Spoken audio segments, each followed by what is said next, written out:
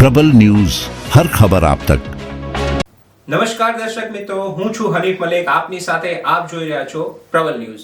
હવે આપણે વાત કરીશું મહત્વના સમાચાર વિશે।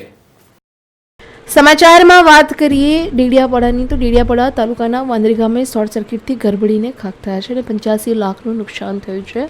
વિગત અનુસાર જો વાત કરીએ તો નર્મદા જિલ્લાના ડેડિયાપાડા તાલુકાના પહાડી અને જંગલના ઊંડાણ વિસ્તારમાં આવેલ વાંદરી ગામે તડતડતી ગરમીમાં શોર્ટ સર્કિટના કારણે ઘરના આગ લાગી જતા ઘરવખરીનો સામાન, રોકડ રકમ, માઇક અને મંડપ સેટ તેમજ દૂધ મંડળીને લગતી ચીજવસ્તુ બળીને ભસ્મીભૂત થઈ જતા 85 લાખ જેટલી માતબર રકમનું નુકસાન થયું છે।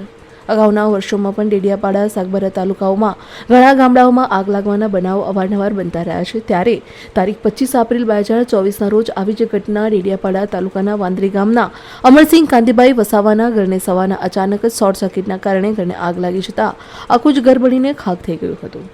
આજે પણ પાણીની ઉનાળે અપૂરતી સગવડને કારણે આગ કાબૂમાં લઈ શકાઈ નહોતી, ઉપરાંત આગને કાબૂ કરવા પ્રયાસો નિષ્ફળ નીવડ્યા હતા।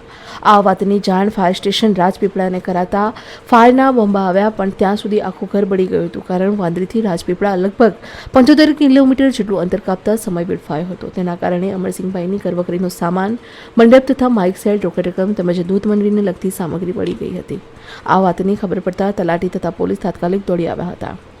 ડેડિયાપાડા, સાગબારા તાલુકામાં આકસ્મિક સંજોગોને પહોંચી વળવા ફાયર સ્ટેશનનો અભાવ છે। આવા બનાવો વારંવાર બનતા રહ્યા છે। તે ડેડિયાપાડા ખાતે ફાયર સ્ટેશન ઊભું કરવા લોકમાંગ પણ કરાઈ રહી છે અને રાજકીય નેતાઓ દ્વારા રજૂઆત પણ અગાઉ કરાઈ હતી, પણ તે સમય જતાં ફાયર સ્ટેશનની વાત ભૂલાઈ દેવામાં આવે છે। પણ જ્યારે આવા બનાવો બને છે ત્યારે ફાયર સ્ટેશન ઊભું કરવાની ચર્ચાઓ જોર પકડતી હોય છે। છેલ્લે આવી કોઈ દુર્ઘટના સર્જાય છે ત્યારે આમ જનતાને પણ ભોગવવાનો વારો આવે છે। રિપોર્ટર આનંદ વસાવા, નર્મદા।